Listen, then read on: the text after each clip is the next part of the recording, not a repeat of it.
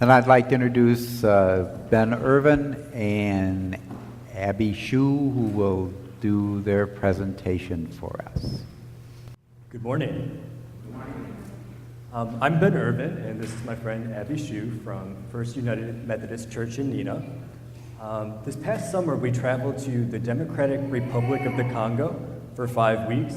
And this morning, we just want to take some time and share with you what we saw over there, what we did, what we experienced, and also thank any of those of you who supported the aviation ministry over there, Wings of the Morning.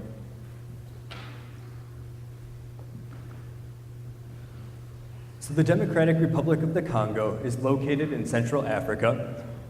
We spent time in 2 different cities.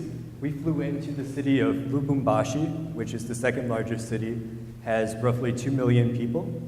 And then we traveled up to the remote village of Kapanga, where there's a Methodist hospital called the Samutep Memorial Hospital. And that's where we spent most of our time. So to get to Kapanga, we couldn't just hop in a car, head out on the road, and drive to Kapanga. We had to take a small plane journey there.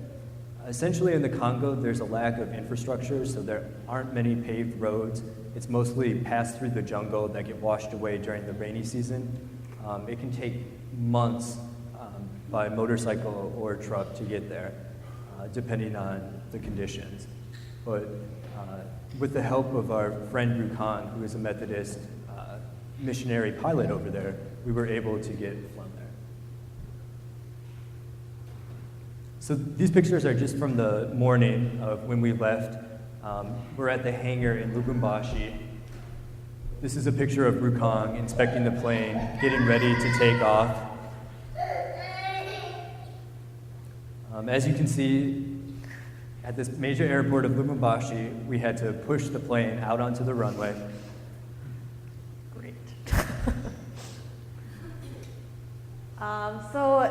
So like he said, it's just very isolated. Our trip was about a 2-hour plane ride from the main city to Kapanga, but by car it can take up to a month and a half in the rainy season, a week in the dry season if you're lucky and don't break down on the way there. I got to fly for a little bit, which was really exciting. Essentially, this is Kapanga, Masumba. This is the village that we spent most of our time in. It consists of about 5,000 people, and there's no running water, no electricity, so that was interesting. This is the runway that we landed on, so that was awesome. And then next slide is the hangar that the plane was stored in. So you can see that this place doesn't get frequented much. It's out there in the bush. But when we did land, because it's such a not new thing, but a rare thing that people stop in, the entire village essentially comes and greets you, and they rope off the plane so that they can do their final checks to shut it all down and everything, and everyone just kind of lines up at the ropes, and the kids, like you see in the National Geographic, the kids run along the runway as the plane's coming in, and it's really, really unbelievable. But yeah, they're adorable. So this is the hospital entrance. This is Samiteb Memorial Hospital, and this is where we spent most of our time. To really understand kind of where we were dropped into, so to speak, I think that it's important to understand a little bit of the history of this place.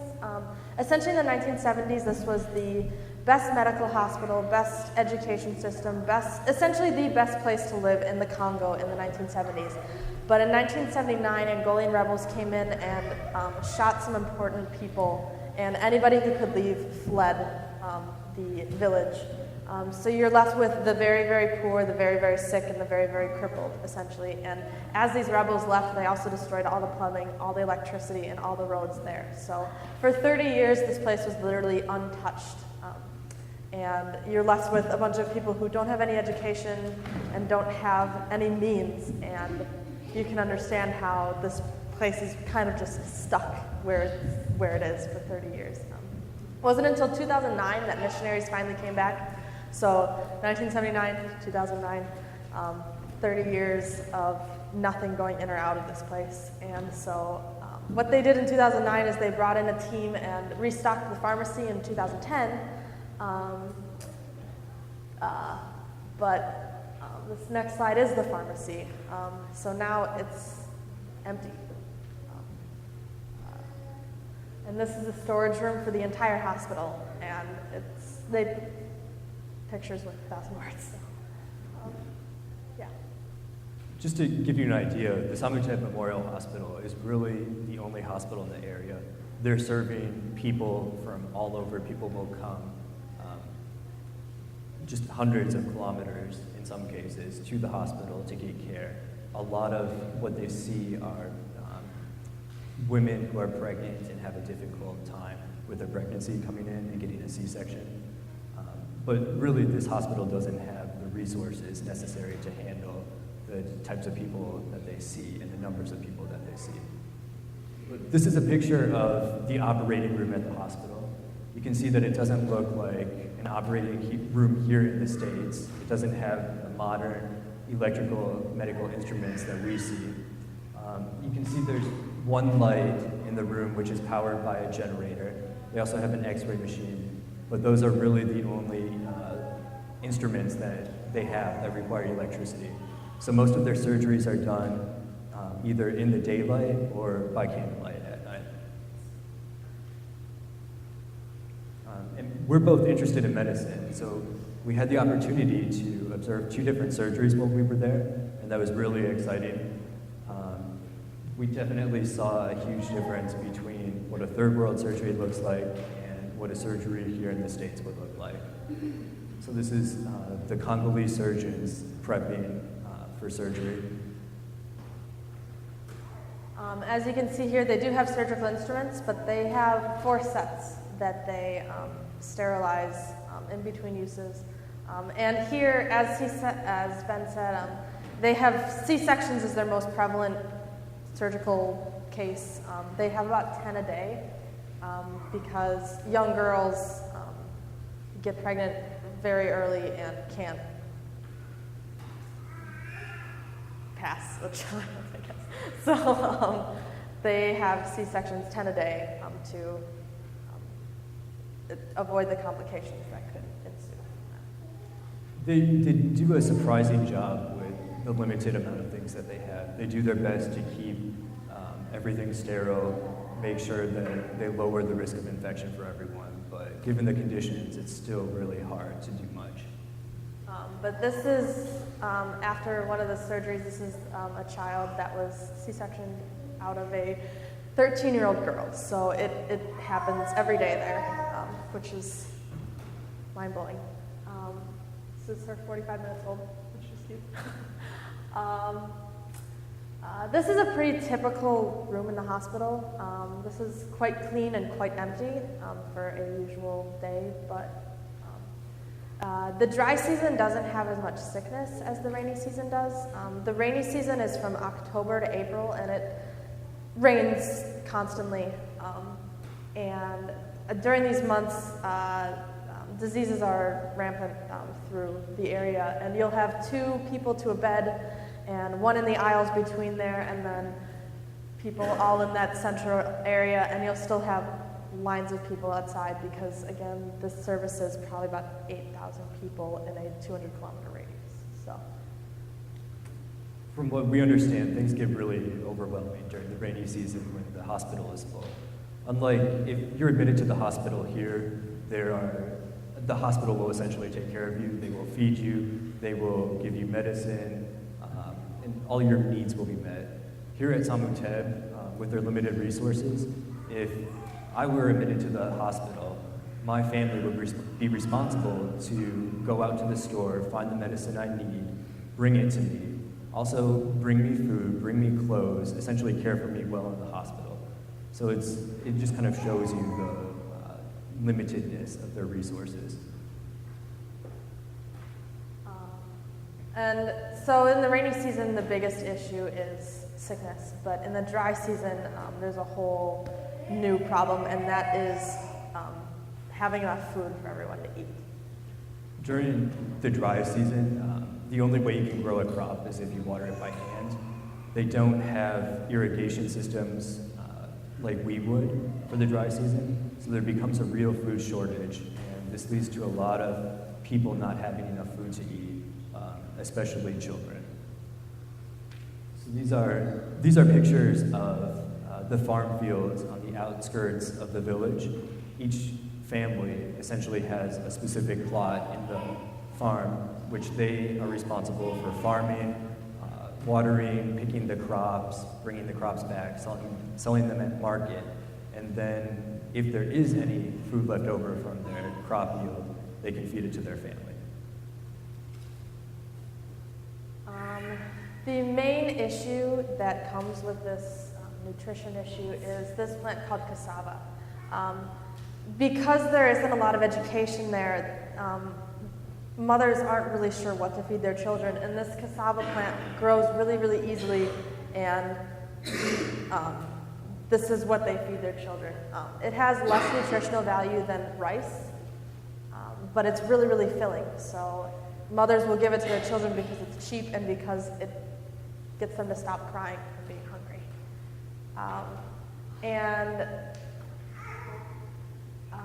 This kind of brings us to why we were there in the first place. That was this nutrition program that we were really blessed to be a part of. We joined these two, Alice and Rhodey from Seattle, Washington, and they were awesome. And what they've done is they raised all this money to start up this nutrition program in Kapanga. And so this is, yeah. So the basis is this retired Methodist pastor and his wife raised money for this nutrition program, and they brought in a team of nurses and other professionals who came to Samutep Memorial Hospital and taught the nurses there and some other hospital staff and how to use hand grinders to grind up this essentially peanut butter type food, something made of peanuts, oil, milk powder, vitamins, and oil that could be fed to really malnourished children. Something that is really good for children who are in extreme malnutrition. So these are pictures of the hospital staff and nurses working on making what we call plumpy nut. And what's great about this program is that we gave it to them. So we give them the money to pay the workers, but otherwise it's all in their hands. They make it, everything is homegrown, the sugar and oil and peanuts. And they're basically given the power to make a difference in their own communities instead of us going in and doing something and leaving. We also gave them education too, so they're teaching families about how to properly feed their children and make a difference. The idea is that twice a week the children in this nutrition program would come in with their parents. The nurses would spend time talking with the parents, asking them, what did you feed your child? And kind of give them suggestions about, well, you need to give your child a well-balanced diet. These are some good foods that are ripe right now and in season that you can feed your children. Additionally, the nurses would take measurements of the children each week, weigh them, look at their weight, and make sure that they were improving. This last slide, this is some of the kids that came in for this program. On the far left, the little girl there, she was actually our next door neighbor and where we lived, and she was part of what would be considered a very wealthy family in this village. And she's at the nutrition program because she's not getting enough to eat. The reason for this is because of the way the society works is that the oldest are more likely to survive, so they feed from the oldest to the youngest. So when these families get larger, younger children are even less likely to survive. So it's a cycle that kind of is not working. This photo is Taz. She actually died the day after this photo was taken. She was admitted into our program, but unfortunately it was too late for her.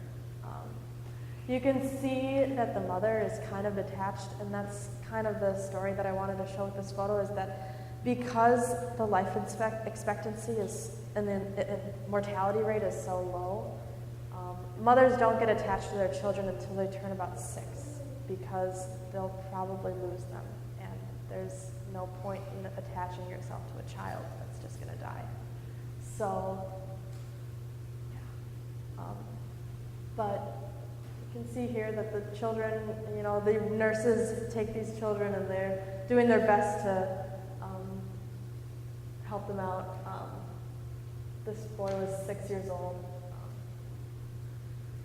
And we got to taste a little bit of it, and it tasted like candy, so these kids were so excited when they got it, and after the first time, they kind of rushed in with their little cups to get more. It's really cute. This right here is Clarice. She was 6 pounds, or 6 years old and 21 pounds when she came in halfway through our program. And we admitted her right away, but unfortunately it was, again, too late for her. And it's unfortunate because the mothers don't know what to do, and when all pride is gone, they just kind of bring them in and hope that something can be done. But unfortunately it was too late. The really sad thing is that this is a common occurrence. Clarice is just one of many children that comes in and is in a really malnourished state and clinging for life. So the good thing about this program was we were able to see some improvements. For instance, this little girl, okay, she came in the first day and she couldn't walk, she couldn't talk. You don't get the sugars that you need for proper brain function. And but after only a week and a half, she poked her head in the door with this giant smile on her face and skipped into the room. And it was after that first initial week and a half of just absolute horror stories. This is just the one thing that, at least for me, I just needed, and she was just the cutest little girl ever. So that was just an amazing experience to be a part of that. So the other thing we got to do was we got to go and just hang out with children outside, and it was awesome because we got to sing and dance with them and taught them the hokey pokey and the chicken dance, and it was awkward sometimes. But just showing them that someone out there cares about them, showing them love, is something that they don't normally get, because unfortunately for this place, it's survival, it's not life. And so parents don't have time to play with their kids, and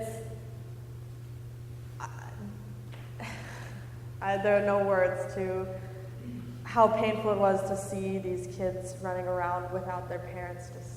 But we got to spend time with them and show them that we loved them and show them hope and the fact that someone does care. And that was one of the most amazing experiences for me. Yeah, it was really hard seeing the suffering of all different types that was going on, and the need and the problems in Kapanga and the rest of the Congo. But one of the things that I felt I could really do while I was there was provide hope to some of the children and the people there. Just let them know that someone cares. Tell them about the message of Christ and just be an example of, something more positive in what life should be about. Because life shouldn't be about struggling to survive. There's much more to it. So these 5 girls, they came and danced with us for 3 hours one afternoon, just outside our house. And it was just incredible how they're hungry and they're tired, and yet they still just wanted to come and play with us and just be loved. So it was awesome. And wherever we went, we would get a parade of children behind us, which was kind of fun. But they were just incredible and all so full of life, even though I don't know how they could be. It was incredible.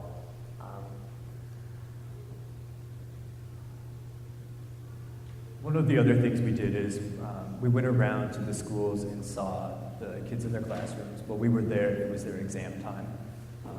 So they dressed up in their uniforms, and as you can see, this is actually one of the nicer classrooms. In this classroom, they have desks and benches, But the thing you have to understand is, in Kapanga, there really aren't textbooks.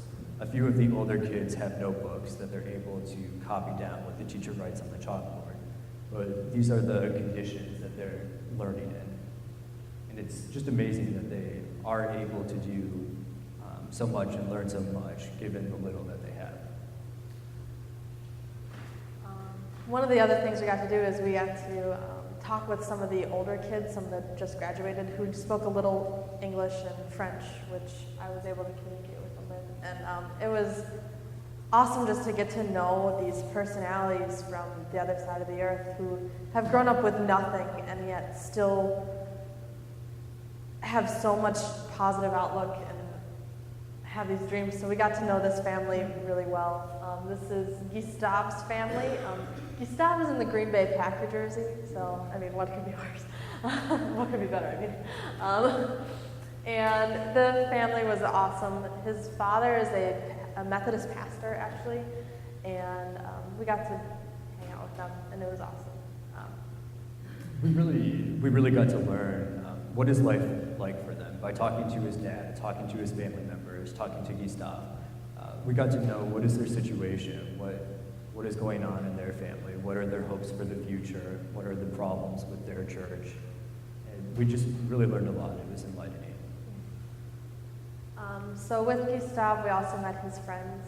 We have Sino, Jean, Pedro, and Vesco, and they all have these big hopes and dreams like becoming a doctor or a politician.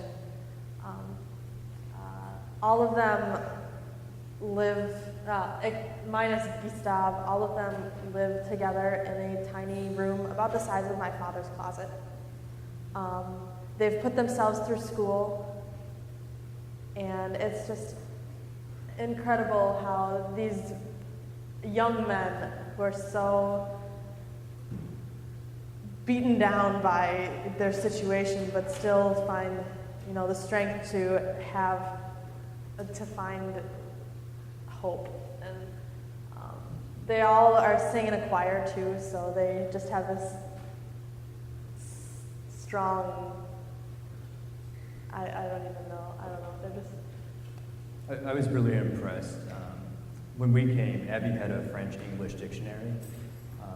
So anytime we were hanging out with Gustave and the boys, Gustave would take Abby's dictionary and start copying it, just so that when we left, he had a paper copy of some translations so he could learn English.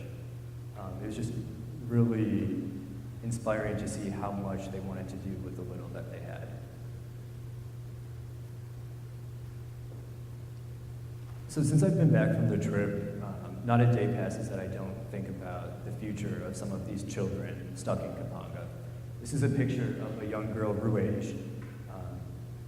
She was one of the girls who would come out and dance and sing, and she was filled with so much life and energy. It was just a real example of God living in someone. But I find myself asking, what is her future like? What kind of opportunities is she going to have in the future? Is she going to be married off at age 12 and have children, or will she be provided an education and have the opportunity to become a leader in the community? And I think after seeing all the different types of need in Kapanga, whether it be at the hospital or the nutrition program, or just the need for someone to come in and help with the agricultural situation, I think one of the things that we really could do as Christians is think about supporting some of these young men who are at the age where they have just graduated high school, and they have the potential to go on to college, become educated, become a doctor, become a lawyer, become a psychologist, and come back to the community and help others, but they lack the means. Well, I was over in the Congo.